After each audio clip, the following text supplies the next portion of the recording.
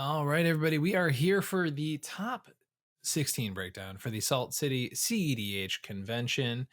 We might throw in a couple extra decks in there. Who knows? Who's to say? But as we promised last week, after dealing with the, let's call it the controversy video, we are now talking about decks. We're only talking about decks today. We're not talking about stuff that happened at the tournaments. We're just talking about some decks and some cool stuff that made the top cut of this Salt City CEDH convention. The meta out there was incredibly spicy. I mean, you can just tell by me sort of scrolling down here, right? Like one of the lists just barely bubbling out was Sam with this Tazri 5-color deck. This is also the player who I top forward with when I played Hashaton out on the West Coast. Been really cool to see Sam play this deck. It's definitely super unique. I think we'll take the time to talk about it since I'm already hyping him up so much.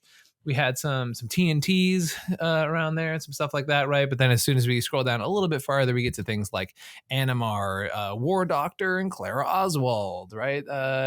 Somebody playing Atali who may have died to their own demonic. Well, actually, I guess not my demonic consultation, but someone's demonic consultation I stole with my Atali and definitely lost my win in it because of it. It's totally fine. But yeah, some cool stuff out there at this tournament. Definitely some spicy stuff in the meta. Things like Xyrus did pretty well, right? Some crazy cool brews out here in this CEDH Salt City conversation. But we'll start with number 17 because we're feeling extra funky today with Sam's Unity Beacon list. So this is a pretty sweet list. And as I mentioned, Sam's been doing pretty well with this list and kind of the only Tazri pilot I've heard of doing pretty sweet with this archetype. Basically, the idea is that it is what happens when you want an infinite colorless or infinite green outlet in the command zone, but you're playing 5 colors. So this is what Tazri mostly does. Yeah, there's a bunch of stuff about having to party, all that kind of stuff, but definitely not a value Tazri deck by any means. Playing crazy stuff like Guide of Souls in the list. You're going to see a lot of synergies, and I think the Guide of Souls is probably in there to generate infinite mana with the Warren Soul Trader Chatterfang combo. Honestly, that's pretty good for figuring that out for like 2 seconds looking at the list. But yeah, basically, you're able to make infinite mana that way because if you have Warren Soul Trader and Chatterfang, you're able to make treasures, but you start losing life because you're paying life into Soul Trader. But if you have the Guide of Souls out there, you're gaining life as you're going through the process, and I guess making infinite energy, but that's not it. You're making infinite treasure, infinite energy, and you're able to pump that through Tazri to win the game. A lot of questions I've seen with this deck before about how you actually win. It's basically mostly going through things like Vizier of the Menagerie. You're able to play through all the creatures in your deck at that point, and yeah, there's a lot of really cool value synergies with this deck, and doing some crazy stuff. There's still like Oracle Consult lines, all that kind of silly nonsense, but doing some super spicy stuff, as I mentioned. No breach lines in these lists. Tainted Pact, no demonic consultation, actually worth noting. So it's just Oracle Tainted Pact. And I'm curious, when you have okay. I guess when you have infinite mana, do you just pump it into the Fairy Mastermind? It's probably something like that, right? You pump into the Fairy Mastermind, you put your Oracle on the field, make everybody draw a bunch of cards. Kind of cool stuff there for that. And I guess, yeah, you could get Kinnan on the field. Yeah, I'm definitely interested to see the specifics on how you would describe winning with this list. I actually played against Sam in the Redemption event and whipped out Derevi in our pod. And we were like, oh gosh, your meal's coming. And he was like, no, actually, we don't play it. So kind of cool stuff there from this list. Definitely very super innovative, playing a lot of spicy cards for sure.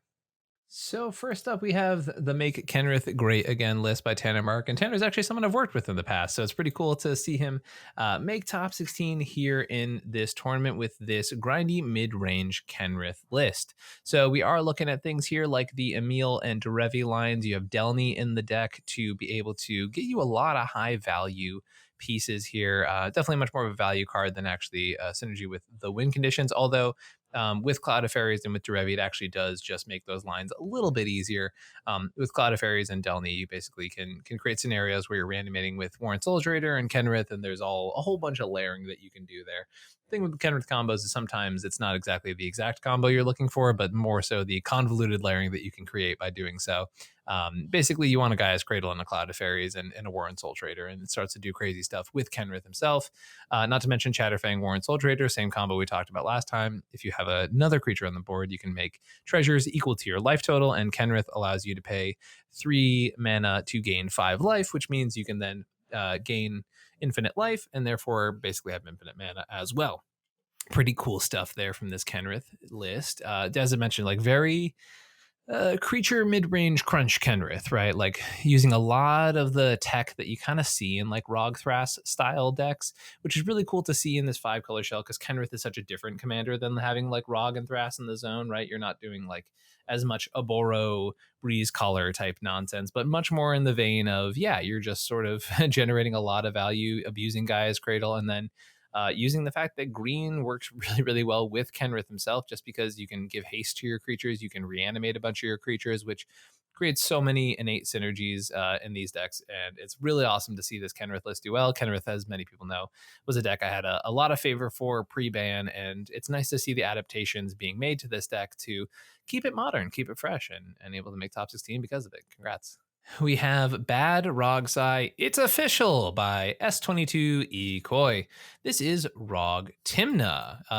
Definitely not Ragsai. And so this is a very interesting combination that I feel like a lot of folks have gone to over the years, but traditionally end up shying away from. We love to see a turbo deck here in this format playing a Bolus's Aetherflux Loop. It's a classic. It's tried and true for a reason. I think a lot of people moved away from it for fear of card quality issues. However, yeah, we're talking about the classic Bolus, Aetherflux Reservoir, and Sensei's Dividing Top lines. You're not playing Adnaz in this deck. Seems like Citadel is your main way to win. There's actually a bunch of ways to get it back too, right? Which is kind of sick to see here. We have Goblin Welder and Goblin Engineer, which I think is traditionally associated with Turbo Citadel decks. But we also have Daretti here to bring it back to the battlefield if you're able to sack another artifact if it's in your graveyard, it being Bolus Citadel, and Trash for Treasure, which also does the same thing. We're rocking 3 wheels, multiple tutors, including some entombing tutors in here. This is some crazy stuff. So it's mostly here to, yeah, I mean, it just seems like the most turbo of Turbo Citadel decks. And as anyone who's been following this channel for any amount of time knows, that is the quickest way to my heart is a Turbo Bolus, a Citadel deck in CEDH.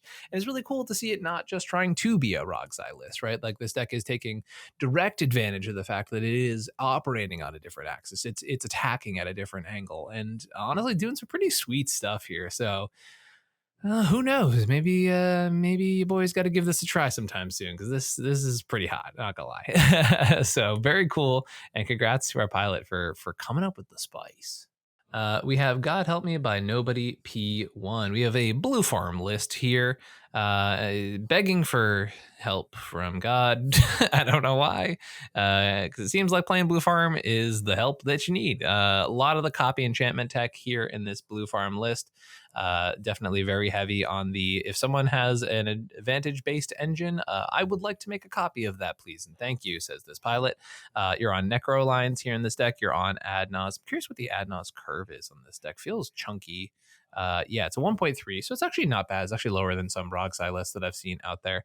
But I guess the rest of the interaction package is pretty lean and low to the ground. You have Valley Flood Caller as your flash enabler. I'm assuming there's a Born Upon the Wind here somewhere. Yep, there is. And then you got your Final Fortune. So definitely a lot of support for the Necro lines, the Adnaz lines, things like that. You have your Intuition here to go grab you your Underworld Breach packages. And as I mentioned, the standout here is definitely the enchantment heavy nature of this blue farm list. Definitely hoping to lean on the mid-range grind that this format can have. A lot of Tivits I've noticed that were successful in this tournament, which is great because Tivit has had like a less than 15% conversion rate as of recent history. So it's kind of nice to see Tivit having a bit of a comeback at this tournament. So cool stuff here. We got this classic Tivit Seller Secrets list using Teferi to combo with Displacer Kitten. I did actually play with this player during Swiss, and it's actually one of the feature matches on day one, because I remember them specifically whipping out a Cyber Drive Awakener, which is this super awesome, not only like anti-stacks option, right, if people are locking down the board, but just quick way to convert your Tivit plan to full beatdown if your opponents are, locking up the board state and not letting you win with your traditional combos like your Oracle Consult or your Tivit Time Sieve. So really cool stuff there. As I mentioned, Oracle's in here with, I'm assuming, Demonic Consultation and Tainted Pact. Yep, actually confirming Demonic Consultation this time around. very interactive deck. Thraben Charm, Trickbind, Voidrend, super responsible style of building here. Yeah, the classic artifact package. Love seeing Disruptor Flute. I think this is a card I've called out to be criminally underplayed in the format, and boy does it put in work when you can play it correctly. And Necro in the list, which is pretty unique for a Tivit list. Not a card you see quite often, although it seems like maybe this is not like a turbo Necro list, but more of a value Necro inclusion. So congrats to our pilot for topping with the yet forgotten Tivit.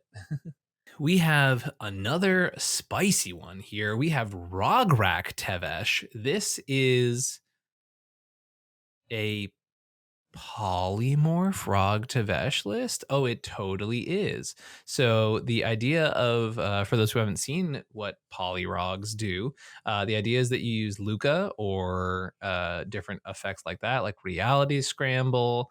Oh my gosh, this is like the list that was popular several years ago. Okay, so very heavy stacks. Ragrack Tveh. Man, how did I not know this deck top cut at the start of it until now? This is awesome. Yeah, you're playing things like Trinisphere, God Pharaoh Statue, Blood Moon, even Nether Void. For those who haven't seen this one, this is an oldie. Whenever a player casts a spell, counter it unless that player pays 3, right? This is a deck that is attempting to say, no, my opponents, you are not allowed to take game actions. Yes, I will be ramping rather aggressively and dropping these stacks pieces. And yes, I will turn that into a significant amount of advantage, whether it's through Sire of Insanity or Valgavoth as the payoffs, which is definitely one that I have not seen in this archetype. And then you have Chain of Smog plus Professor Onyx as your just like hard win outlet in the deck. That, or I'm pretty sure Chandra emblems are the other one, which is just +2. Each opponent gets an emblem with at the beginning of your upkeep. Its emblem deals 1 damage to you. And so you stack multiple of those and you pass the turn and you stack them out. And yeah, I mean, you're playing Obliterate, you're playing Ruination, right? Like this is a harsh stacks list that is really trying to say, absolutely not. I will not let you have any fun. Thank you very much. In fact, I'd rather just win the game. Crazy stuff here from this wild CEDH Polyrog list. And this was an archetype that was being played by some folks out in California a couple of years ago. So it's cool to see it sort of have this recursion when it's sort of been quiet for some time.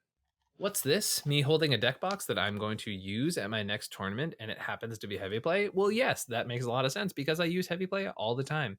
These heavy play products are amazing. As I say, every time I talk about heavy play, they do not pay me to go out there and use their products at events, but I do all the time because I genuinely love this product. These things are so solid. That's a safer version if that first one doesn't get through. But yeah, I love using heavy play products. They have amazing deck boxes. I always have my little dice tray attached as well where I keep my dice. I pop it open now, but I don't want my dice exploding everywhere in the middle of this recording. If you use code comedian on your order, you get 10% off. Heavy play products are awesome. I will happily continue using them all the time because they are high quality product. The magnetic lock system is legitimately the most convenient system I have ever used for any product. And I am super, super excited to continue using their product because it's awesome. Once again, use code comedian at checkout to get 10% off your order. This is another client I've worked with in the past, although we did not work on this list in particular. This is Pandas in Pajamas playing Krark and Thrasios, which was actually a player who ended up winning in our Swiss match the end of day one. Crazy, grindy, super intense game in which they were able to finally untap after like hours of very intense back and forth and flip enough Thrasios and Kark activations into a dramatic reversal and kits align. So the idea with this deck is definitely much more into the grind plan with this archetype, right? You're definitely having your Kark doublers, right? Your Vayrans, your Harmonic Prodigies, things like that. Your Tavern Scoundrels to gain a bunch of advantage through those, right? But also using Kitsa, once again, with dramatic reversal to go infinite there. Roaming Throne, another Kark copy there for the deck, and basically trading out the guaranteed clone in Sagashima for the ability to use Greed for these decks. Cryptolith Right playing a really big part in actually what lost us the game to this Kark Thrasios pilot. Kark's Thumb in the list, able to double up some things there. Fury Storm, able to go infinite with as long as you have cast your commander one time, you're able to go infinite with Stormkiln Artist and Archmage Emeritus because you're getting infinite Magecraft triggers there. Obviously, you got to make sure to stop the loop at a certain point so you don't deck yourself with Archmage Emeritus, but you can draw through the majority of the deck at that point. So it's like this really cool hybrid between mid-range value and Thrasios plan and the Krark plan, but with a little bit of extra backup. Plus, you get Twin Flame Molten Duplication lines with your good old friend Dualcaster Mage, he was about to say, until he realized that there is no Dualcaster Mage in this deck. And now is questioning everything. Storm Splitter is also a card I'm seeing a little bit more of over time. Believe that one of the things mentioned was Storm Splitter's interaction with Enduring Vitality and with Cryptolith, right, is starting to get explored a little bit more in some of these spell slinger heavy decks, because now all of a sudden you're basically saying every single mana or every single instant sorcery you cast is doubling your mana, because it goes from, okay, cool, here's my Storm Splitter, it taps for 1, right? Let me cast a spell. Now I've made a second Storm Splitter, or 2 Storm Splitters, right? And they each can tap for 1. So now you're making 2 mana, it goes to 4 mana, et cetera, et cetera. As you can imagine, things get a little bit wacky when you get these silly little otters on the battlefield. So really cool to see the Storm Splitter tech starting to get picked up in these teamer lists. It was also featured in a Rogthras list from this very weekend.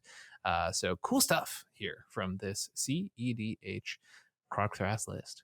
We have Sai EDH by Paradox Phantom. This is a Sisay Weatherlight Captain list, and this is one of the non-Planeswalker line Sisay lists.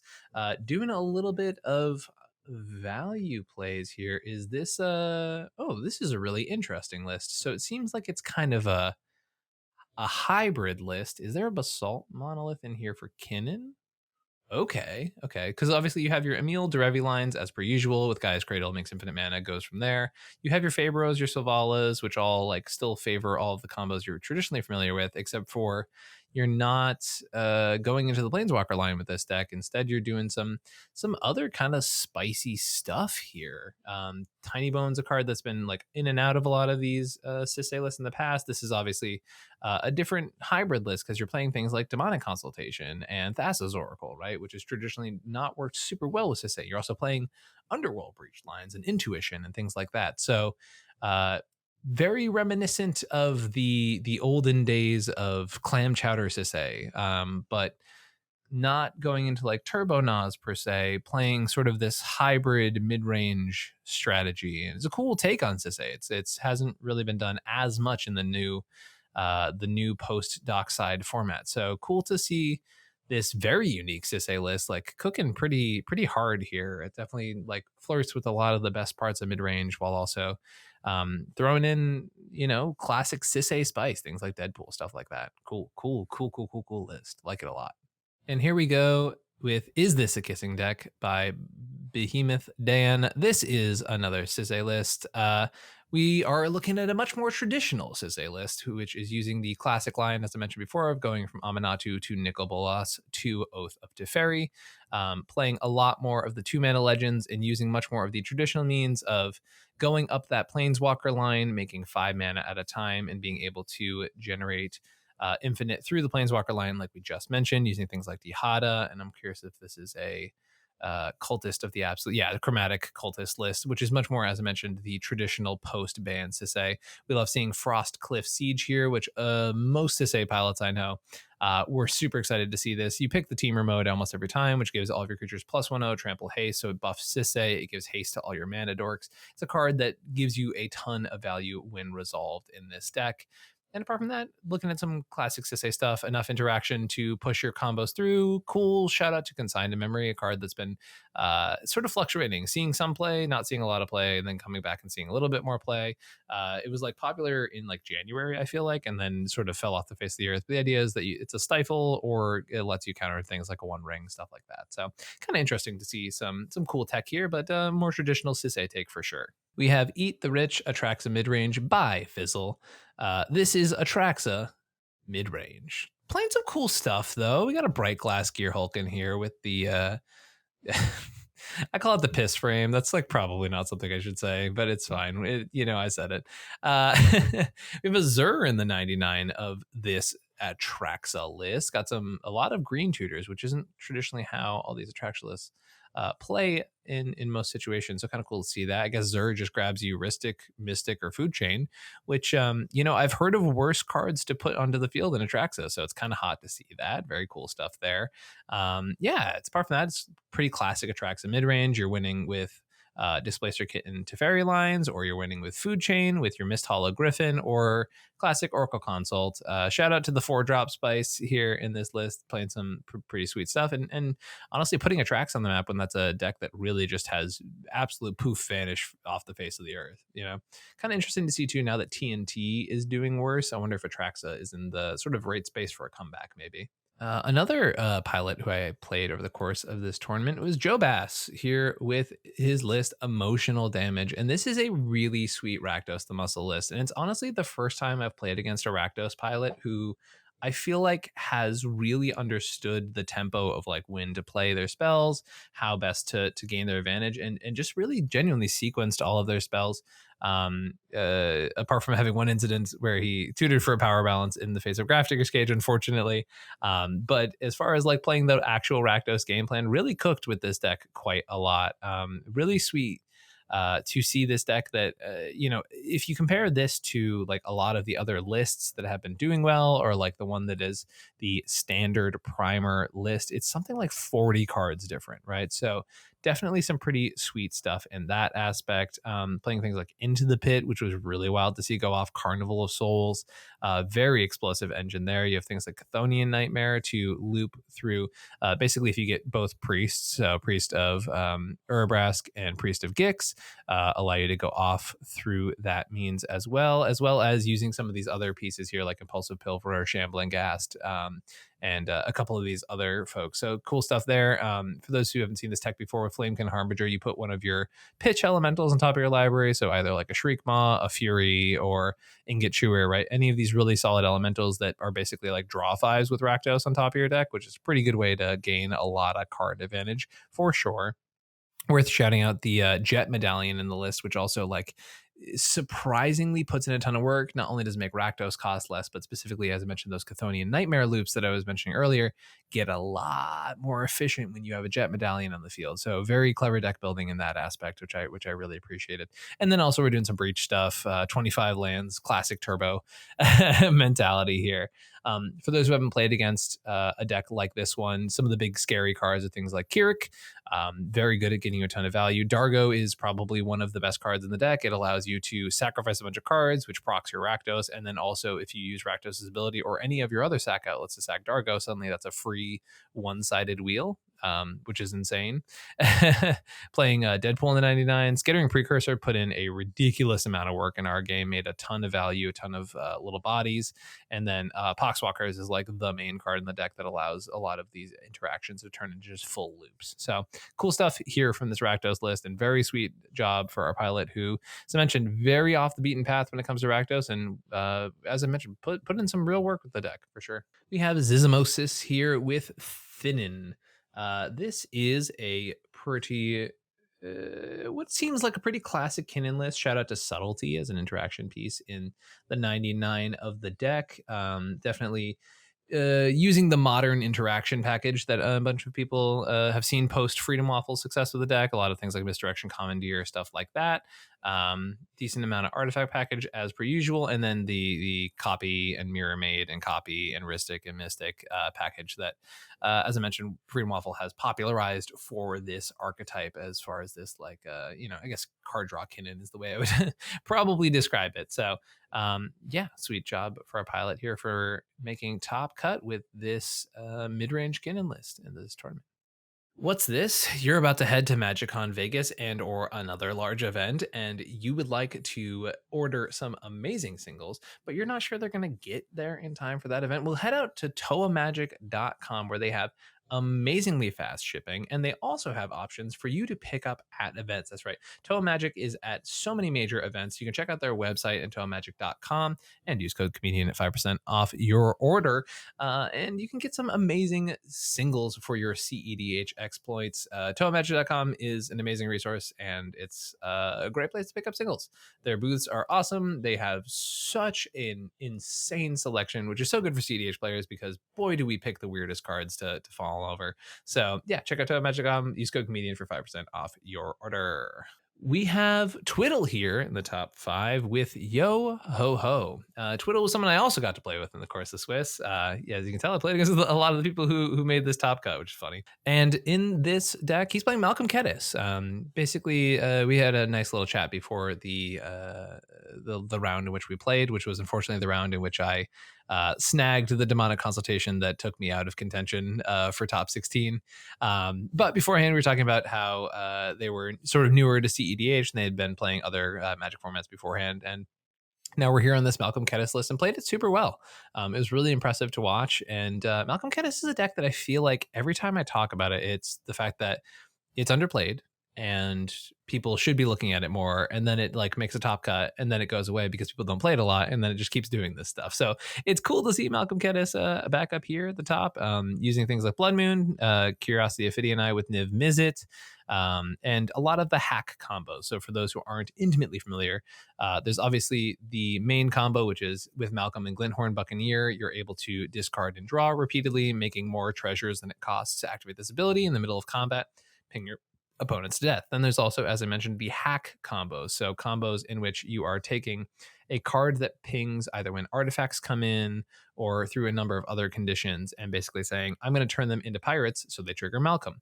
And therefore you will create loops in which it will see, oh, hey, a pirate, as it's recently been changed to, dealt damage. And therefore Malcolm says, okay, cool, create treasures. And then the pirate sees artifacts come in and says, all right, great, deal damage. And then back and forth and back and forth and back and forth. So very sweet list here, and good job making top cut. Cool to see, you know, some big 6 drops and 5 drops here, good control pieces, while also playing that classic Izzet stuff. Super sweet to see grindy Malcolm Kedis list here, playing Breach, playing Blood Moon effects, but also hack combos out the wazoo. So sweet stuff. Congrats to our pilot. And before we go any further into this tournament, if you would like to take your CEDH game up to the next level and inquire about CEDH coaching, you can email me at comedianmtg@gmail.com or find any of the places in the link tree that I throw down below. Feel free to shoot me a message and we can talk about rates, coaching, and the type of coaching I provide, which has a wide range. The CEDH gameplay coaching has been absolutely great lately, and a lot of players have been signing up for that, which has been super sweet. For those who don't know about that, because I don't think I talk about that as much in this, it's when I sit down with a pod of 4 players and basically get to look at their hands while they're playing the games. We take notes. I get to actually see them live in a game of CEDH, and those are super impactful, and they're definitely something that I'm probably going to make a video on pretty soon because I think they're one of the more helpful services I provide. So if you're interested in that, or just standard one-on-one coaching where we sit down, have a meeting over Discord, talk about where you would like to take your game, feel free to reach out to me at any of those places. In our top 4, we have TCVX Pride here with Don't DQ Me for Cluelusion, another Tivit list, as we mentioned. And for those who watch these videos regularly, you know, whenever we have copies of the same deck, it's time to run a comparison. And I know I didn't do that with Sisei earlier, but that's because I forgot. So we have 22 differences. As I mentioned, some of the standouts from the last list definitely stood out in the sense that they're completely different in this list. No Cyberdrive, Trickbind, Urza, Kumbal, a lot of pieces like that. I mentioned the Void Rend in that video. Oh yeah, Stock Up's pretty cool to see that in the list as well. Necro, a bunch of different cool, interesting pieces. No Disruptor's Flute, rest in peace. And in our other list, our top 4 list, we have things like Grand Arbiter, Curse Totem, especially good right now against the Ragrack Tveh decks. Stormscape Familiar, which is a good card at just reducing the cost of, I don't know, hypothetically a 6-mana commander, as well as a number of other spells that go through the course of this deck. You know, obviously cost reduction is important to the idea and the identity of this specific variant for sure. Things like Counterbalance, a little more heavy control, Rev, giving you a little more mana advantage to the course of the game, and also giving you sort of like a pivot plan for a means of success outside of the traditional Tivit plan. No Imp Seal or Mox Diamond in our list that we saw earlier in the day, which is pretty interesting. And the Monty Betrayal as an additional win con for this list. So pretty cool stuff here from these top 4 versus top 16 Tivit lists, and a healthy amount of differences. One's definitely a little bit harder control, it seems, and this one's definitely a little bit more in that mid-range tempo space.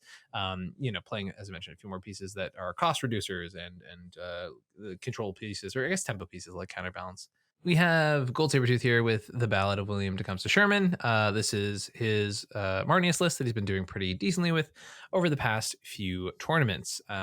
This is classic Esper midrange in token fashion, I guess. I shouldn't even call this classic Esper midrange. It's definitely not. Marnius is a weird, quirky deck. It is doing Esper midrange stuff, but it has many different functions and facets to it. So you have your traditional Thassa's Oracle lines, but Marnius is also an infinite mana outlet because you can pay generic mana or colored mana into it, make your 2/2 Astartes warriors, but that also triggers its whenever one or more tokens enter the battlefield, draw a card ability, right? So basically, you have infinite mana, you're able to pump that into Marnius, and you're able to draw through a significant majority of your deck. Whew. Okay. At that point, you can either bounce your Bowmasters infinitely and ping your opponents to death, or you can just do the classic Thassa's Oracle Lines. You have your Stride Hanger Warren Soul Trader combo in the deck, which is not necessarily like a combo per se, but basically just like the Chatterfang ones we mentioned earlier, you get to make treasures equal to your life total. And with Marnius out in the battlefield, it basically means every life that you pay, you are drawing 2 cards and making a treasure, which is a pretty good way to win the game when you draw something like 30 cards and make like 20 treasures.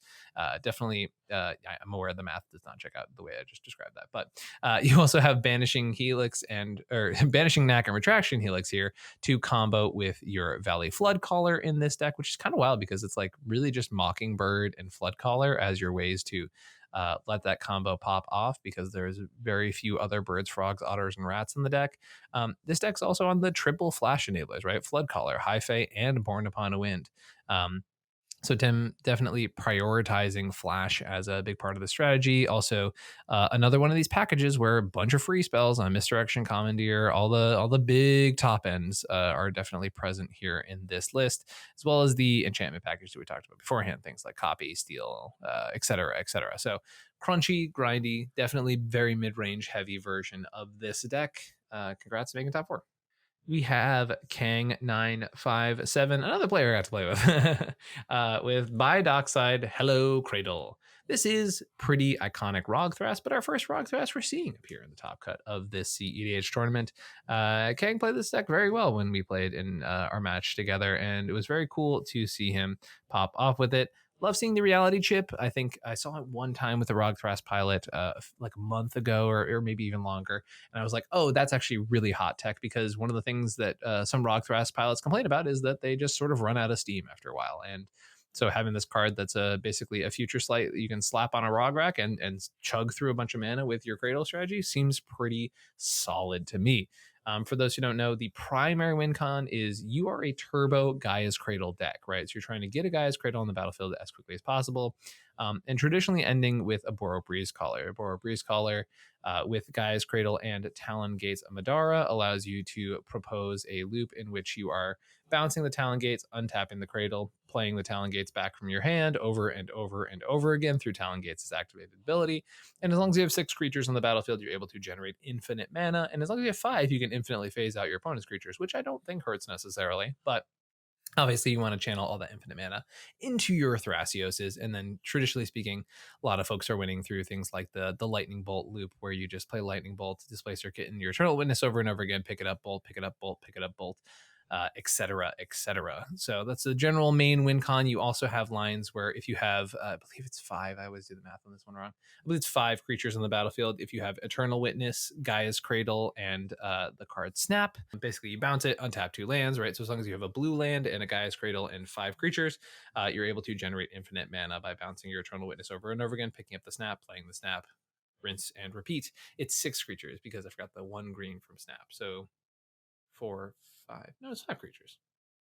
1 for Snap, 3 for Eternal. Yeah, so 5 creatures. Right. That was probably super fun to watch.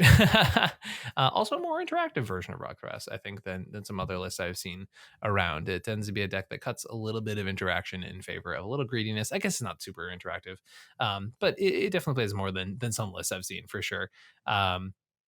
Growing Reds, and this is also the Breach song version. Some the versions of this deck are playing almost no red at all and not playing the Breach lines for a favor of just more consistency with the turbo cradling, but this list is choosing to have that sort of backup option available, which I do think is a prudent choice in the current metagame, and also gives you the option to have a more explosive win if that might not be previously available to you. Also, Bergie's also not one that I see a ton of in this deck, so it's kind of cool to see it in here too. Pretty sweet stuff from this CEDH ROG throughout this list. Congrats to our pilot. And we have Better to Rule in Midrange Hell Than to Serve in Turbo Heaven by Zavik97. This is a blue farm list, and we're going to do a little comparison here for our winning list. Now, reminder to folks: the course list tournament went so that the basically finals was called as a draw at the end of this infamous game, and so the Swiss pairings was actually what ended the game. The game never actually ended. Fun fact. But we have 9 cards difference between these pilots. As I mentioned, the other version was a little bit enchantment heavier, also playing things like Polywog, Amphibian Downpair, which one of those enchantments that I just mentioned, and 1 land difference, whereas the land here being chosen is Raz Village, and a little bit more of the what's traditionally associated as Flare Farm, although Flare is not present in this variation. On Mystical Tutor to go grab your Nazes, things like that, on Deluge to deal with the creatures, and just a little bit more red than some of the slower blue farm lists available, right? Where this lists are choosing to copy, control a little bit more. This list is much more relegated to going, yeah, but I can go a little bit faster, throw down a J. Will, Bergie, Darcy, etc., and push the speed of the deck a little bit more. So congrats to our pilot for taking down the whole thing. What did you all think was the most interesting list that we covered here today? I mean, there was some sweet stuff. Cool to see Ragrack Tveh back in circulation. And thanks once again to the Salt City folks for helping me get out to this tournament. As I said in my last video, despite the 11-hour finals, it was a really fun tournament, and many folks had a really great time. So it was kind of a bummer to see the event overshadowed by such a lame way for things to end. But at the same time, it was a really good time, and I'm very glad that I went. So thank you to the folks who ran it, and thank you to everyone I met at Salt City and those who I met again from that crew. There's been a lot of really cool people from the area, and nothing but an awesome time. So thank you all for watching this video. Let me know what your favorite decks was from today, and get ready for that Final Fantasy hype. By the next time you're watching a video of mine, it should be next week, and I should be covering my first tournament with Final Fantasy commanders, which I think is going to be pretty cool stuff. Catch y'all later. Peace.